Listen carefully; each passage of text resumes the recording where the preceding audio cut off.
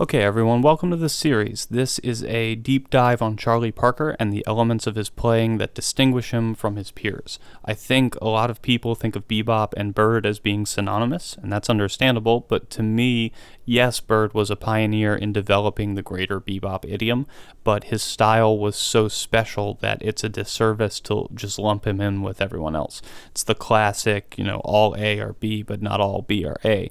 A great Charlie Parker line is the essence of Bebop, sure, but that doesn't mean that a great Bebop line is necessarily Bird-like. So, before we get started, I just want to share a couple things. One, I'm not going to play any recordings just because I don't want the video to be taken down. Even if I'm adhering to fair use standards, I just don't want to deal with the hassle of disputing copyright strikes and all. So, thank you for your understanding, and I'll still cite any examples that I use and include timestamps so you can check out the recordings on your own. Second, I don't think I'm going to talk about Bird's time or swing feel. It's just too big a topic to cover in this series. We're mostly going to focus on the construction of lines, not so much the performance of them. Maybe one day I'll undertake the task, but, we'll see. And finally, if you follow my channel, you know that I never really ask people to like and subscribe, buy stuff, whatever. I'm very much anti-gatekeeping information, and I pride myself on trying my best to contribute to humanity's knowledge base and to make sure that everyone has the same access to information. So that's why I don't have any subscription content or stuff like that. I'm standing on the shoulders of very generous giants. But with that said, if you would like to support these endeavors, I will put a link in the description if you would like to donate to the cause, or if you feel so inclined, you can take a lesson with me. And that's the last you'll hear about it, alrighty? So, quick overview. What is it about Bird's playing that we don't see elsewhere?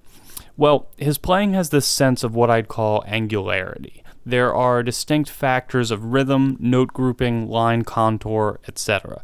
This doesn't mean that Bird is any more, quote, real jazz than other people or anything. It just means that his playing has certain elements that I would say make things sound like Bird, as opposed to what people usually mean when they talk about playing bebop or straight ahead in a general sense. That's what we're looking at in this series. This is also the stuff that stands out to me when I hear intermediate bebop players, and I don't use that as a pejorative term. Intermediate in this sense to me means you've crossed the threshold of sounding like you're playing jazz. So you're making the changes, it sounds like jazz for the most part, but maybe your playing's boring or lacks some of the defining characteristics of the style. That's what we're focusing on. We're not going to talk about stuff like bebop scales and harmonic devices. This is like Calculus 1, so I might steer clear if you haven't taken pre-algebra yet. Make sense? Even if you're somewhat accomplished, you still might feel like this is way over your head. That's totally cool. It's all part of the journey. After all, we are talking about one of the most brilliant minds and one of the most complex idioms of music, right? So, with that said, we're going to dive in. I'm sure many of you have seen my academic bebop video, so we're going to start with a more in-depth analysis of those concepts and then branch out a little bit. The first element is what I call displacement, and I already made a video on that, so I'm just going to paste it here. I haven't made any changes, so if you've seen it, you're good. If you haven't seen it or you could use a quick refresher, stay tuned, and I'll see you in the next video. Alright, so in my last video I talked about moving beyond academic bebop and listed some techniques for doing so. I wanted to make this video to sort of do a deep dive on one of the concepts I mentioned called displacement. Now, I consider this a somewhat advanced technique in that you need to have a super solid understanding of the fundamentals to gain fluidity. So as a rough benchmark, I would say you should be able to accurately run a string of eighth notes through the changes of a blues, following the rules of solid jazz playing, And if you're new to jazz or you struggle to do that, I would maybe suggest finding some videos on learning how to play bebop and spend some time with that first. All right, so without further ado, let's dive in. In the last video, we defined displacement as moving the point of resolution in your line forward or backward relative to the chord change, anticipating or delaying the resolution. And the lick we're going to look at today is from a Bird recording of his tune Cheryl, which is a blues in C. And it's from live at the hi-hat. The lick happens at about 1 minute and 35 seconds in. And I would play the recording, but no one on YouTube knows what fair use is anymore, so I don't want the video to get struck down. You'll see in the notation that it's the lick is on bar 7 of the blues, which is the 1 chord, but it's important to know that we're coming from 4, and you'll see why. And I'm going to play the cool blues head for bars 1 through 6 just so you can hear the lick in context.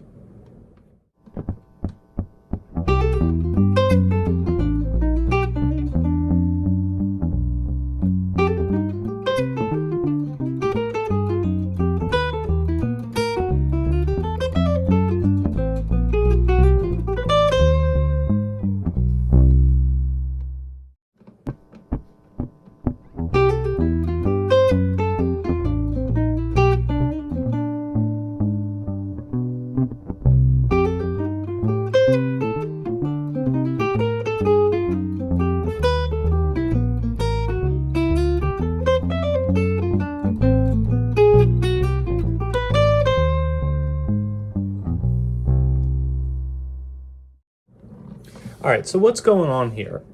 We can see that we've essentially got an F minor figure over C7.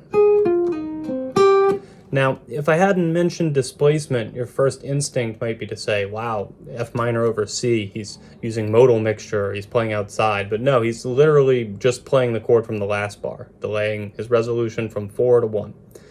And you may say that, it's a minor chord, and we have to remember that Bird would often play his blues for Alice changes over any blues, and that's what he's doing here. So after 2 beats of 4 stuff, minor 4 stuff, he starts playing minor 3 stuff. And he once again delays his resolution, this time to flat 3. So we've got, so all that stuff is minor 4, and then this is our minor 3, or like 1. All that is, minor 3, and we're resolving to flat 3, as in a typical Bird blues. And what's interesting to me here is that even though he's delaying the resolution, he's actually anticipating it as well, because he's resolving to this B flat on the end of 2. And you might say, how is that possible? How can it be delayed and anticipated? It doesn't have to be one or the other. And I would say that once he doesn't resolve at the top of the bar, we're expecting it on beat 3. We're expecting some sort of symmetry, because he'll often play something like this.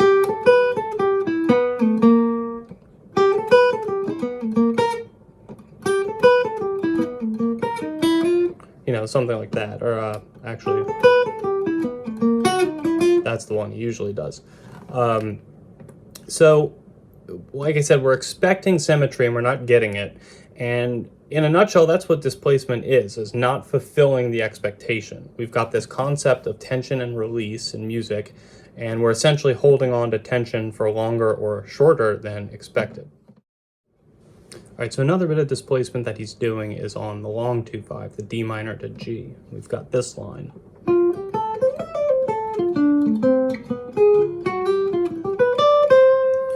Now, I think that the whole first bar and half of the second bar is D minor. Like, that very much sounds like he has not resolved yet. And yeah, like, I know you can make the case that this note is the 5th of G, and it technically is a resolution, but to my ears, it very much sounds like he's playing the 2 chord all the way through that until he resolves to the 3rd of the 5 chord. So this stuff leaves us with one big question, which is, how can we practice this? And unfortunately, I don't have a scientific formula. I'm more musician than scientist in this respect. And it's not like if you delay resolution for X amount of time and anticipate for Y amount of time, you'll unlock Bebop. In a general sense, the most helpful thing is to transcribe a Bird solo and point it out to yourself in your analysis. I find that just noticing it can help you hear it and make you more inclined to play it in your improvisation. And from a practical standpoint, one of the ways I was taught to explore this concept was to play licks, particularly short and long 2/5, starting on each beat of the bar. So if you have a basic 2/5 line like this, you would play that on each, on beats 1, 2, 3, and 4. So on beat 1, it would be 1, 2, 3, 4. On beat 2, it would be 1, 2, 3, 4, 1. so on and so forth. Now, to me, that sounds a bit unnatural, so I would modify the exercise to displace the beginning of the lick and then shorten or elongate the back half so that it makes a bit more sense. So when it starts on beat 1, maybe I would play this. But on beat 2, I'd probably play 1, 2, 3, 4, 1. Because it makes more sense to me. And, if you're listening to this and saying, well, it sounds the same to me, or I don't understand why one makes sense or one makes more sense than the other, unfortunately, that takes time and effort and a degree of fluency. I've spent years studying this stuff and becoming fluent in this language. So you're going to have to do the same to make sense of it. And I'm just making you aware of this concept that the greats used and showing how it's demonstrated. But it's up to you to hash it out in a way that you can understand it. So good luck, go practice.